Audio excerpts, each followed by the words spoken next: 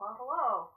This is Cassin coming to you here with National Cannabis News. I know it's been a minute, so thank you for all those who've reached out in the last couple of months and said, "Hey, what's going on? Where's the news?"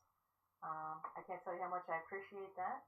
I'd like to start off the stream um, explaining, what's going on and why I haven't been here. I got a lot of questions about that, and I think it's a good thing to talk about. So as you guys may have known, my last stream was right before the new leader of the United States took office, and we talked about things we thought we might see and things we weren't sure what would happen. And since then, there's been a lot of activity. And as many of you guys know, I am a married LGBT person in the United States. The reason I'm in cannabis, the reason I do cannabis news, the reason I care about these things, other than thinking that human beings all need to be treated well, is because my wife is very sick, and she needs access to cannabis so that she can be okay. I don't feel like there's really any way for me to get around that. That's just reality. And I'm like a trans masculine dude living in the United States of America under some pretty interesting political divides and some really intense changes to how things like trans veterans like myself, other trans kids around the country that are, friends and family of mine, chosen family for sure, being forced to change their lives radically.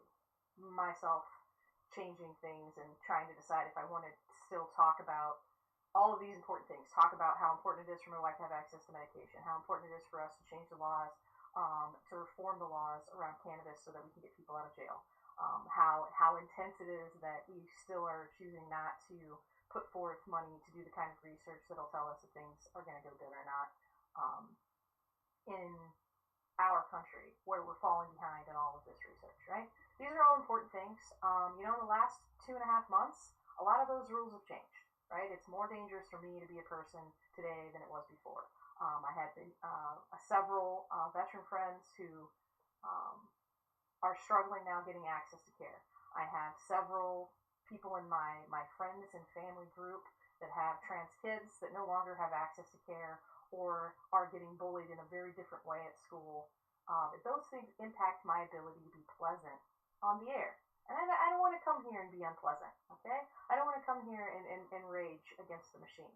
So I went through my deals of sadness. I went through my deals of rage. And now I feel like, it's time to show up. It's time to be present for the people who can't be present today. And today I can. And, I might not be able to be present next week or a month from now, or, who knows what's going to happen with all of the changes. And we'll talk a little bit about that on the show today.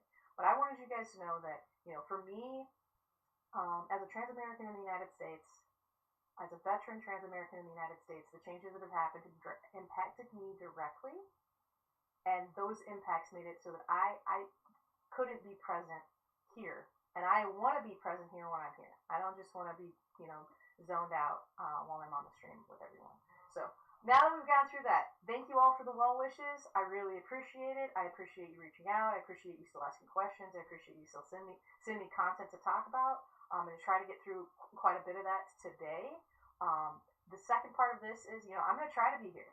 But I'll tell you, if, my wife's insurance is impacted, if, things go a little awry, if I have friends or family who are worried about their kids, this is not the most important place for me sometimes. And I won't be here. That doesn't mean that I'm not still following the news. It doesn't mean that I don't still love policy. It just means I can't be present for you. Because other people are choosing not to be present for me, right? Like sometimes I have to be present in other spaces instead of this one. But I feel like I can do this today, so that's why I'm here. All right, so let's go ahead and get started on the news. Just like every time, if you watched my stream before, we're going to talk about cannabis busts and what's going on with people getting arrested and the consequences of our judicial system in the United States. We're going to talk about what's going on in Capitol Hill. We're going to talk about any cool things that have happened in cannabis science since last we've talked, which has been a lot, okay, but I'm going to focus on some things that I think are important because Earth Day is next week. And we're also going to talk about what's going on here specifically in Michigan, right? There's a lot going on around all over. Michigan has its own interesting plot, okay? So let's talk a little bit about that. All right, so the biggest thing I want to talk about for cannabis busts is because right now there's a lot of conversation in the United States about immigration. Okay, immigration, people being deported, what that looks like, what you can get deported for. People are busted for cannabis all the time. Okay, whether it's a $25 fine for possession or smoking in public, or you're getting arrested for trafficking, or you're in a state that doesn't have any access to cannabis in its legal system. There's no decriminalization, and you're getting arrested for this. Every year we're looking at 100,000, 200,000 people being arrested for cannabis. Some of those people, okay, are here in the United States through legal means, right? But they are not citizens. And when you're not a citizen, you get arrested for cannabis. A crazy thing happens, which is it doesn't matter how much effort you put in being able to come here. Doesn't matter if you're here on a green card or as a student or as a legal migrant coming here to work. None of those things matter if you get in trouble for cannabis, right? Those getting in trouble for cannabis in the most minimal of ways, right? In a way that lots of people were pardoned previously by Biden, where lots of people have been previously pardoned by Trump, right? In those minimal ways, you will be deported. Okay? And let's talk a little bit more about what that looks like, all right? So in our country, 25% of all arrests, I know this sounds crazy, okay, start with an arrest for cannabis, right? Somebody can smell marijuana, somebody thinks that they smell something skunky, somebody sees you doing something that you're not supposed to be doing that has to do with cannabis, and the arrest process is started. Whether you actually get prosecuted for the cannabis or not, that's how the prosecution starts. There's even been cases recently, even here in Michigan, where they're saying, hey, actually, it's not okay for you to use the smell of cannabis or thinking that someone has cannabis on them as probable cause to stop them and start the process of arrest. Okay? But everywhere else in the country, some states are a little bit different too. We're talking 25% of all arrests. Okay? And those arrests are for everybody.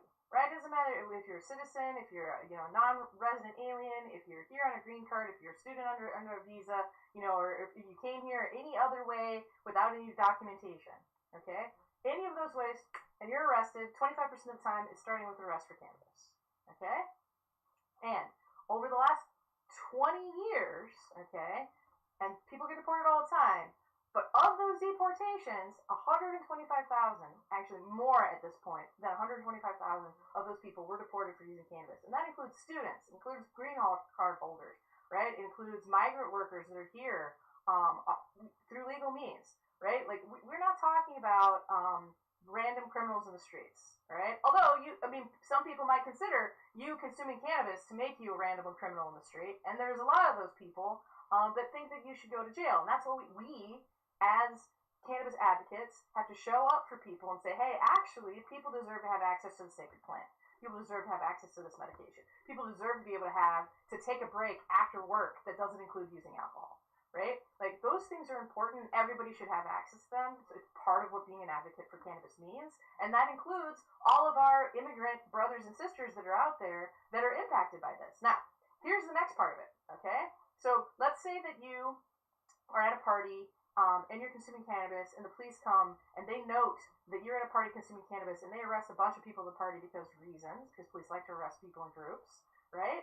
And your friend is arrested, and they're released, but they were arrested, and it noted on their arrest record that there was cannabis present, right? Now, they can't get into the United States legally, right? It's a big deal, right? The cannabis law, like the way cannabis law has been structured to be punitive for things that are nonviolent, right? Is intense, right? We've got over 40,000 people are still behind bars right now. Some of them are serving life sentences for making cannabis available to their friends and neighbors. Okay? Some of them serving life sentences or 10-year sentences, but they're old people, like in their late 70s, so probably a life sentence, okay? For making sure that their patients had access to cannabis, right? Now, all of those folks, since they're citizens, they aren't going to get deported. But anybody who was a green card holder or here on a student visa or like really anybody they will be removed or can be removed, and with trying to remove like everybody, including students and whatnot right now, like they will be removed. And the crazy part is that means they can't come back.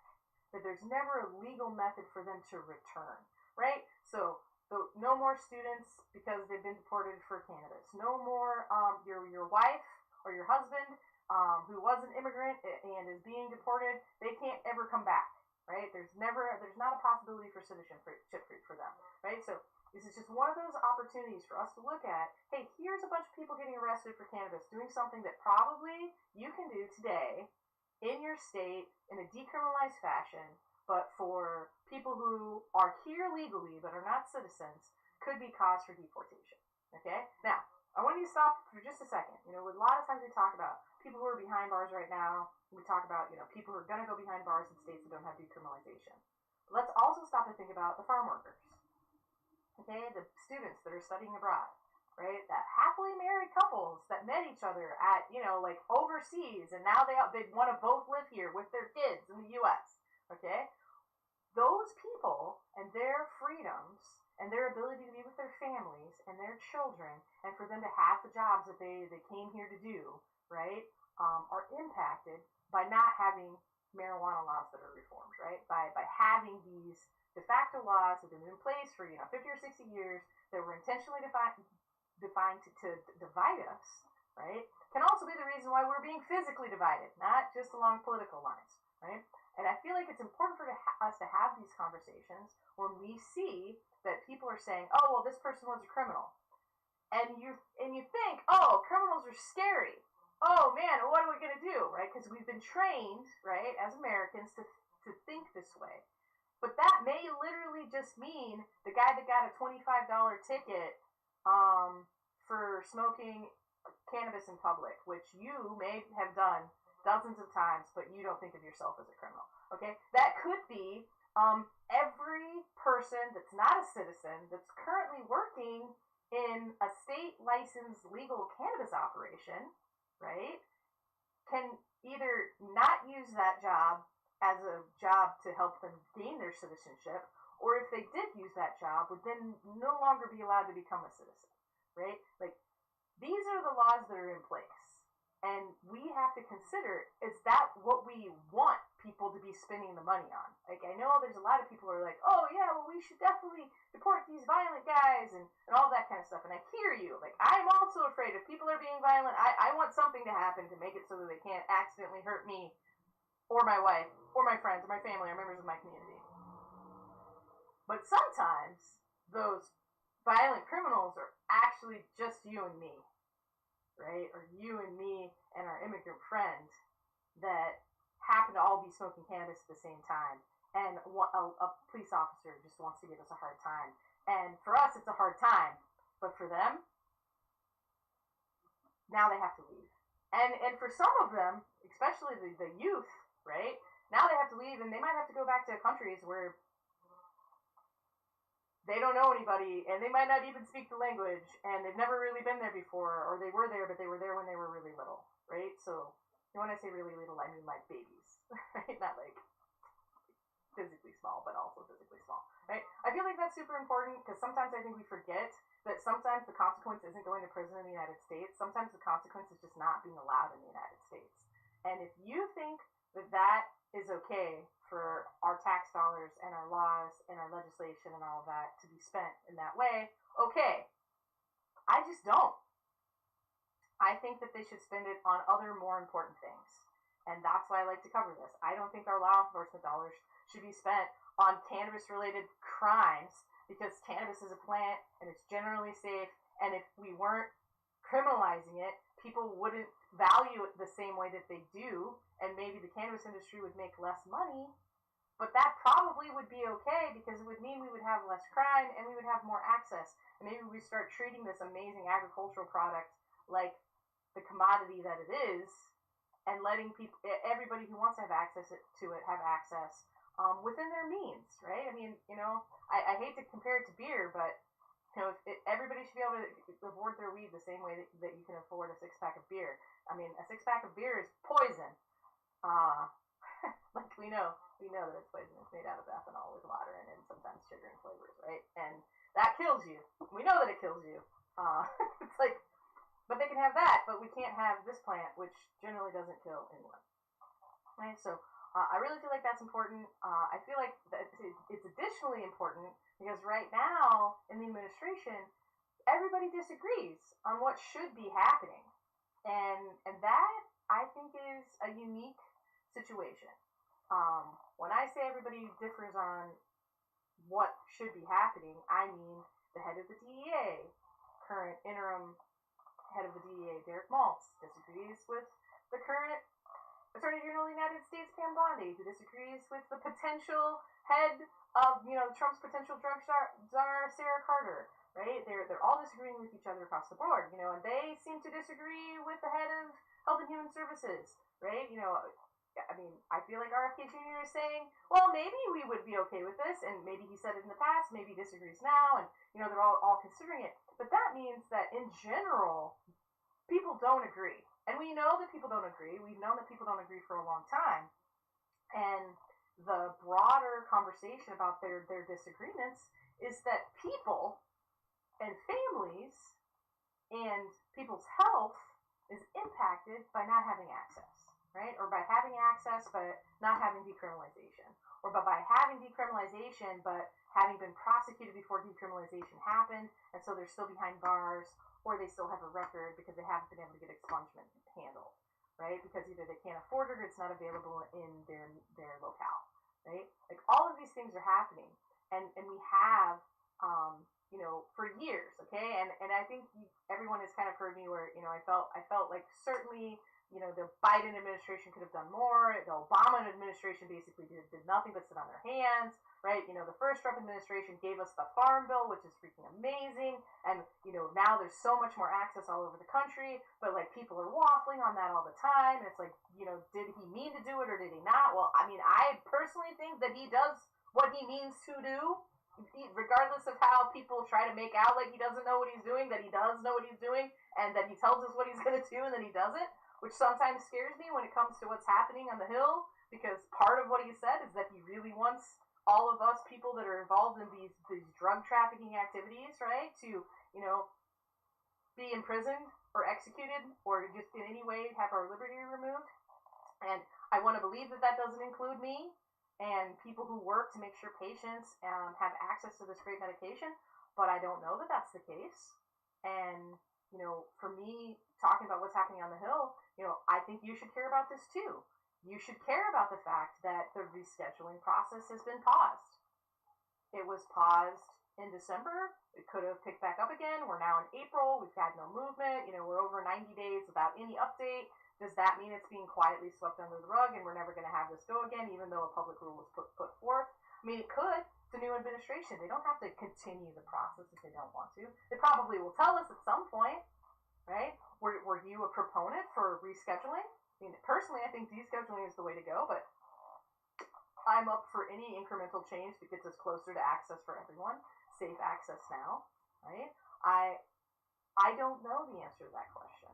And because the different departments are all having different opinions on this, no one can know, right? There's plenty of people out there saying, oh, well, we think this or we think that. But what we've definitely seen is a contraction of credit in the cannabis industry. We've seen an increase in arrests. We've seen a pretty intense shift in legislation.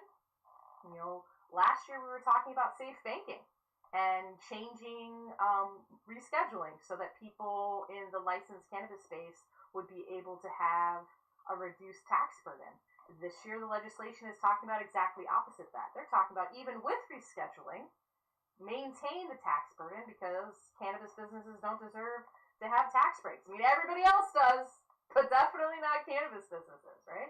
Like, those are the kinds of conversations that are happening in Capitol Hill right now, right? We've got an attorney general who was simultaneously against cannabis and actively lobbying and working for cannabis companies, right? We've got a potential new drug czar that is for regulated medical programs and giving people access so that they can get relief.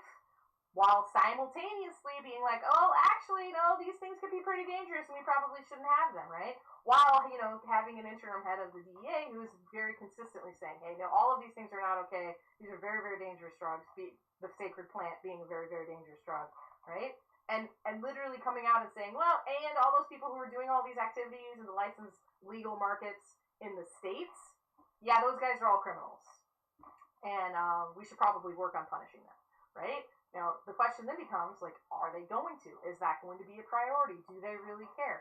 Sometimes I think they don't really care. Because why? Because they know that it's not really dangerous, right? It's not killing people. It's not destroying society. Although, at the same time, they say that it's dangerous and it's killing people and it's destroying society, right? That as talking points, but with no actual meat behind it. We don't know what that's going to look like. We haven't heard anything at all from the FDA.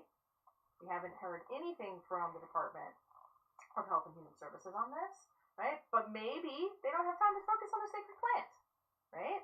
Like, we don't even know if patients are still protected, right? Because we can't tell if, the amendments that are placed into the budgets every year have included not allowing appropriations to go after patients.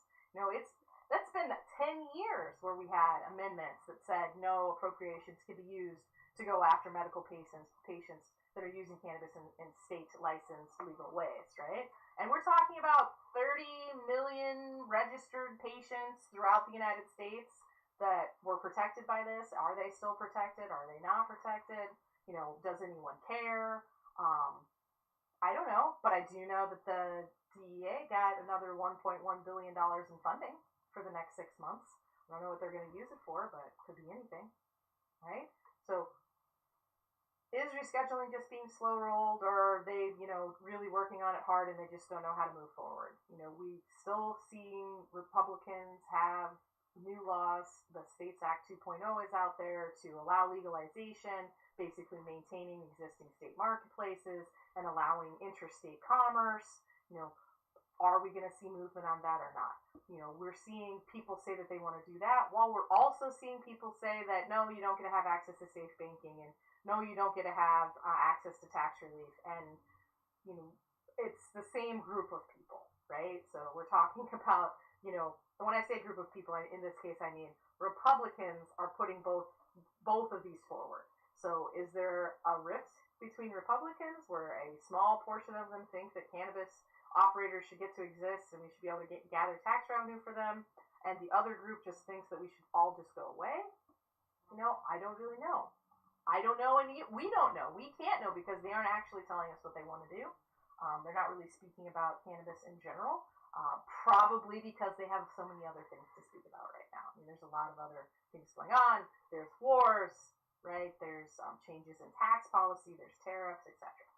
And I feel like there are so many different things out there that, for them to focus on cannabis when they hardly ever focus on cannabis to begin with is really a pipe dream, and but that's okay. Okay.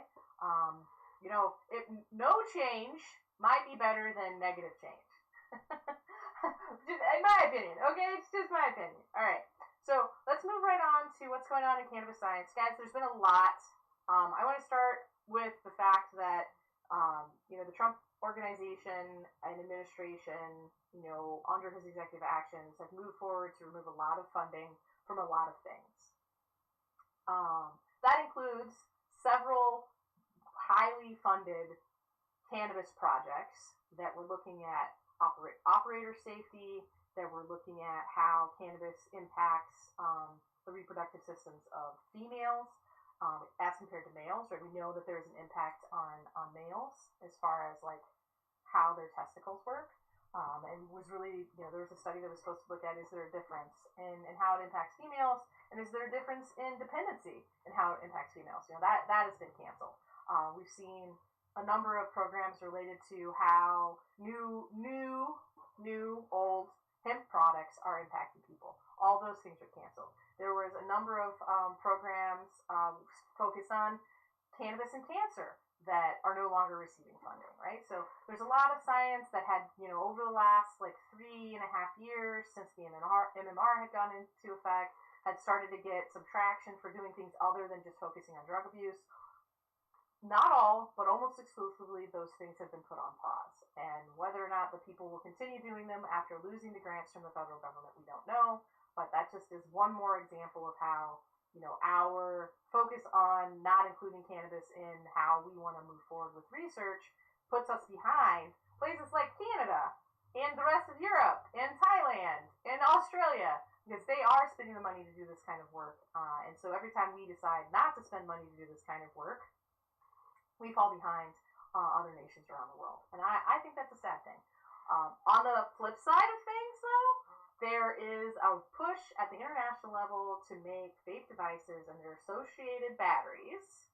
Okay, so think the battery under your 510, the battery inside your disposable, right, which are almost always, but not always, lithium batteries, which, can be a little bit dangerous. So we're working on an international standards to make those more easily recycled. So you can take things apart and you can put the battery in recycling, you put the other parts in recycling or the trash. I think that's a great idea. I know we talked last year, everybody, about how some disposable batteries in Michigan got overheated, which then started a huge fire, which then ended up killing a Michigander, right? So thinking about things like recycling and sustainability can, be good for the planet, but it can also be safety, right? If you're just storing a bunch of battery waste versus actually storing battery waste safely for recycling, it's going to perform differently. And that means, we'll be able to save those resources, use them for other things, as well as, not creating harm and not creating damage to the environment. There's been a lot of movement and discussion about the sustainability of cannabis regarding things like waste, energy usage, water usage, pesticide usage, etc. At this point, there are task groups at the international level that have been discussing this and coming up with ways to allow products to still be created in a safe way that's good for consumers while maybe not impacting workers in the surrounding environment where cannabis products are. I'm excited to see that happen. The work has been, really pushed forward by the Colorado Marijuana Enforcement Department, which I can appreciate, and I'm hopeful that more states will kind of get on board.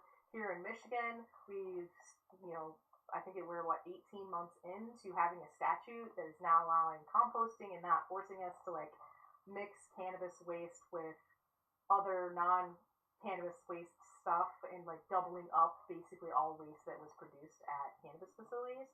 So now there are some ways where we don't have to do that, and a lot of different kinds of waste now won't have to be mixed at all, which is, definitely a few steps towards sustainability. And again, whether you care about sustainability because you think the earth is good, or you care about sustainability from a standpoint of having access, or you care about sustainability from a standpoint of saving money, because the more sustainable your product and processes are, the cheaper they are. Generally, that's what sustainable means, right? Less waste, right? If you're not having to throw things away or deal with different kinds of hazardous waste products, it's cheaper for you, especially if you're following the rules. Right? So it's interesting to me to see that people are still talking about that. I wanted to talk about it today because Earth Day is coming up. It's often right around 420, our favorite cannabis holiday. And this year it is on the 22nd, which is this coming Tuesday. So exciting, I know. I get excited about these kinds of things because I like to celebrate things like I can hear birds in my backyard, and look at I live in Michigan, so things are just now starting to get green. I'm sure some of you are living in places where things are really green all the time. So that's definitely kind of, for me, where I've been standing on science. I'm, today even I will be meeting with people from around the world talking about operator safety and how we can do things differently and collect data to make sure that operators are safe when they're working with a plant, whether it's because of microorganisms or pesticide residues or, excessive terpenes, or people who are having, allergic reactions to, plant proteins that happen to be in the cannabis plant. There's a lot to be done there. On the one hand, if you're growing something at home, you're probably not exposed in a huge way. But if you're a cannabis worker and you're in an outdoor farm or you're in an indoor farm, you might be exposed to a lot more things than you used to. You might be exposed to a lot more ozone, or a lot more hydrogen peroxide, or certainly more pesticides than the average Joe. And that includes not just the people that go into the grow rooms, but it also includes the people who will work in the dry room. And it impacts the people who are going to work in the trimming area. and the people who are going to work where they might be handling the cannabis, which could be right up until a person that's working at retail, right? So, we should generally have, I think in most licensed states at this point, there are regulations that say that you shouldn't have all these pesticide residues, but that doesn't necessarily mean that it's always the case. And there's definitely a lot of pesticides out there that are not being tested for, right? So operator exposure, even to the guy, deli style, handing you buds across the counter, is important. And it's not just important for his safety, but it'd be important for your safety as well. So we're looking at those kinds of things. I'm going to keep doing that work. I think it's important. I think it would be important for you to also be involved in this work. Okay, so let's move on to what's going on here in Michigan. Okay, guys, public hearing. I know we were going over half the stream week by week what was happening with the new rules. Are you ready? The public hearing is on May 6th. Okay, it's just a few short weeks away. And if you're not ready to talk about how the new rules will impact you as a consumer, as a business owner, as an employee of a business, you should be. Everybody should be talking about these new rules. They are extensive. We have talked about them a lot here. Feel free to look at my previous stream videos to kind of catch up on that. But there's a lot of pretty significant changes there. And those changes are going to impact consumers in the state of Michigan. They're going to impact employees of the licensed cannabis space in the state of Michigan. They're going to impact owners. They're going to impact people who are related to owners. They're going to impact people who own property that cannabis businesses are on. They're going to impact people who supply non-cannabis materials to cannabis companies, right? There's a lot of change that's coming down, a lot of additional work for documentation that's going to have to be submitted to the agency and reviewed by the agency and approved by the agency. So if you are not thinking about this and your impact, you should be. Okay? If you are not currently using an accounting software to manage all of your invoicing and for all of your accounts receivable and all of your accounts payable and reconciling that once every 30 days, you are impacted by these changes. If you are currently renting from someone and you are paying more than 10% of your revenue in rent, which, let's be honest, it's a lot of you out there, okay? You are impacted by these changes, okay? If you are making products and you are not putting them in opaque, child-resistant packaging, you are impacted by these changes. If you are the spouse or child or partner of a person that is involved in the agency, or involved in the industry, if you are a person who wants to become employed and go across the lines there, if you are a person who wants to run for public office and you are already in the industry, right? All of these people are impacted by these changes, okay? I would say everyone is impacted, but I'm sure there's someone out there that, isn't going to be impacted by the changes in these rules. Or maybe they just don't consume cannabis ever. And they don't know anyone who does. And so they're not impacted. But everyone else, you're impacted by the changes in these rules. And you should be ready. You should be ready for what it's going to look like. Some of the rules will go into effect right away. Some of the rules will go into effect in about 6 months. There's a lot of work to be done, and we should all be considering it. Something else we should be considering is that there is currently a racketeering lawsuit that has embroiled the director of the CRA, and he has asked that he not be drawn up into it. But in this case, Metric, which is the state seed to sale tracking system, is being sued, and part of that being sued is looking at how they may have lied to the agency when they said that they weren't involved in cannabis operations anywhere, because they can't be involved in cannabis operations anywhere and have a contract with the state of Michigan. Sounds like they might have lied about that. Sounds like we might not be having Metric any longer. I don't know how that works. I'm pretty sure we just signed a 5-year contract, but I'm sure someone will figure it out. In other news, as I'm sure you guys are all aware, The price of cannabis keeps going up and down and up and down. We were at an all-time low in February. Everything was contracting, but it looks like for the first time this year in March, the market expanded a little bit, not as big as it has in the past, but still over 10%, which is wow, let's be honest. When we've been watching it contract for the last, 16 weeks or so, is pretty interesting to see that data come out. Thank you to the state for making all that information public so that we can all, at least those of us who care, can kind of dig through it and start thinking. And today, of course, they also submitted documentation for all the people receiving disciplinary action throughout the state. There is a shift in what it appears to be enforcement action, which we talked about back in January. They had been really focused mostly on non-metric non-compliance, and now it appears that they're more focused on, not complying with reporting form rules, which, there's a lot to be said there. In May, I'm going to be teaching at the Michigan Cannabis Industry Association luncheon. I'm going to kind of go over, hey, this is what the last 18 months of disciplinary actions have looked like, and trends, looking at case studies and seeing just how things are. All of this information is public knowledge. You can always go out and see it. You can be a stakeholder. They will email this information to you directly. They're pretty transparent when it comes to that. And at the last public meeting, we talked about that and how I really appreciate them giving that access, and how it would be great if they were also giving some statistical movement and talking about, hey, here's, they do a lot of investigations every year. Not all of those investigations end up in disciplinary action. It would be nice to know, what kind of investigations they're doing and why things aren't ending up in disciplinary action and how often that is, and those kind of percentages as well. Especially because some of the disciplinary action is for things that are, having occurred years ago. So we know that this is a really slow rolling enforcement activities. And I know there's lots of people out there that wish that it was happening faster, and it's just not.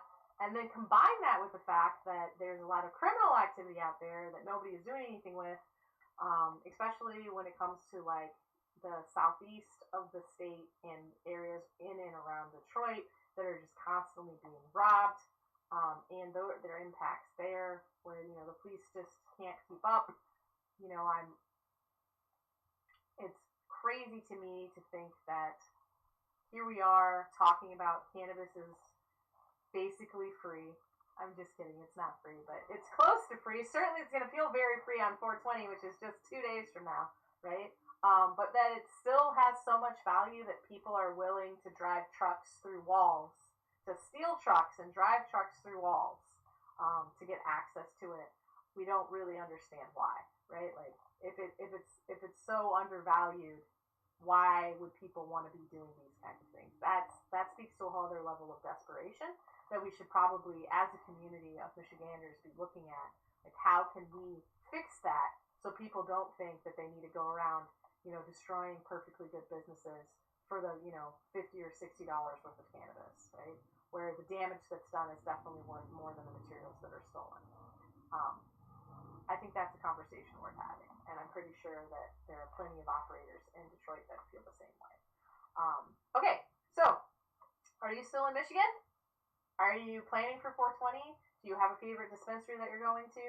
Are you excited about what's going to happen for 420?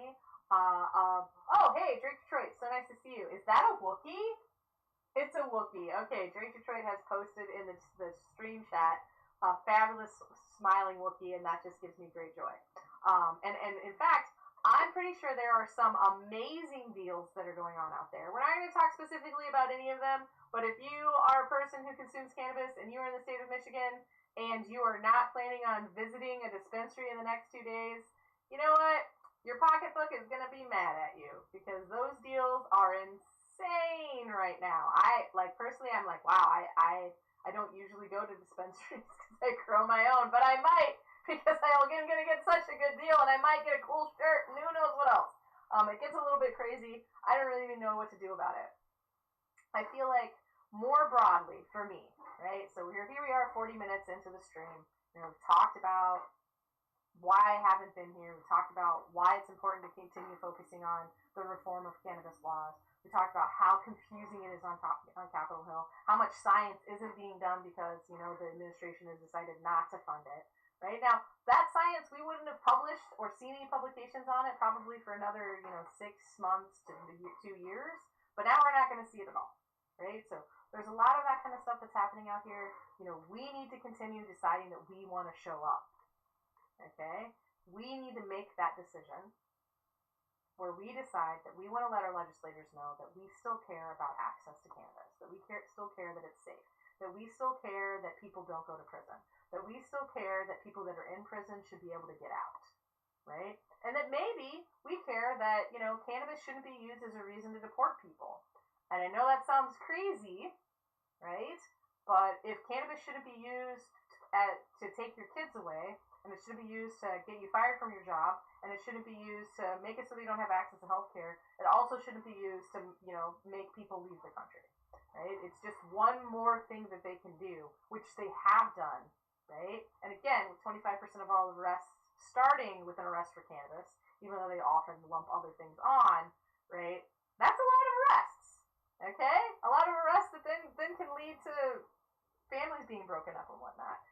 Beyond the fact that every time somebody is arrested for cannabis, a police officer is not arresting them for something else. Okay? Every time a person is put in jail for cannabis, they're not being put in. Police officers are taking up space. The justice system is taking up space in our prison system that could be used for people who are beating and killing their wives, for rapists, for murderers, for carjackers, right? Like, for people who are out there, actually working hard to destroy and harm people, right? That shouldn't be used ever for cannabis. Right? We shouldn't. It just doesn't make sense. It hasn't made sense for a long time. We know that the war on drugs doesn't work because if it did, no one would be talking about cannabis in a positive way because no one would be using it because people, would have been convinced that it was bad for everyone, right? So that's really it for the show today, guys. We're talking, we have an opportunity for people to ask questions. I haven't really seen any questions in the stream today, and that's fine. I know I've just come back. I may be here next week. I gotta be honest. It's really hard sharing the news, being present, being positive. Right now, today's climate, any day, people can say crazy things, and I don't like, and when I say people, I mean people who are involved in legislating and enforcing cannabis laws in our country, okay? And I don't want to talk about them in a negative way, right? I want them to see the insight that is the sacred plant helping people. I want them to know that patients like my wife are helped by this, that my wife can walk and eat and do art because she has access to cannabis, right? I want them to feel that. And I know that it's hard to have these conversations, and I know that cannabis is probably not the most important thing on your mind right now. Certainly for the last couple of months, it wasn't for me. I was dealing with my family being impacted. I was dealing with my friends' kids being impacted. I was dealing with not knowing if I was going to be able to move forward with, changing my veteran status, for instance, right? There's a lot of things that were impacted on a personal level that are really important all the time, and cannabis may not be always important. But I thought today, right before 420, was a day to come out and say, hey, cannabis is important. Cannabis law reformation is important. Making those changes, decriminalization, getting people out of prison, making sure we still have access to research, talking to your legislators, being open and honest about the fact that you consume with your doctors so that your doctors can treat you appropriately and you don't end up with any interesting, I'm an older person with polypharmacy issues that end you up in the hospital where no one wants to be, right? These things are incredibly important. And today I had the energy to stand up and be here and show up for you guys in this way. Brandy Z from Detroit says, thank you so much for keeping us informed. Thank you for sharing and speaking up. You're so empowering. Thank you, Brandy. Thank you for being here and saying that. I am so glad to be here for people, to be showing up for people in this way. I know that it's difficult. I know that it's hard to have issues that matter to you, and I know that cannabis is not the most important issue on most people's minds right now. But the work still goes on. There are over 30 million registered cannabis patients in this country. They need us. Every day that we are here in states that have licensed legal programs and we're consuming, right, has been on the backs of those patients. It's been on the backs of the people who are currently serving time for this plant, who made sure the plant was still available when everyone else said that it shouldn't be. Right? We have to show up for them. That's why I'm here today. That's why I'm talking to you all. All right. Well, I thank you guys so much for coming today. I really appreciate you joining the stream. I hope that you got some knowledge out of it. I hope that you were inspired to call your congressman or show up and talk about why these things are important, or making sure that you talk about science and whatnot to your doctor. Or at least if you are a person who's out there thinking about cannabis and you're frustrated because your neighbor's smoking on their porch, consider that every time you involve law enforcement, there's a risk. And you shouldn't be involving law enforcement for cannabis anymore.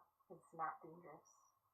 And those risks, 25% of the risks in our country, start with a police officer thinking that somebody has cannabis. And that's not okay. You know, when it's less than 1%, maybe.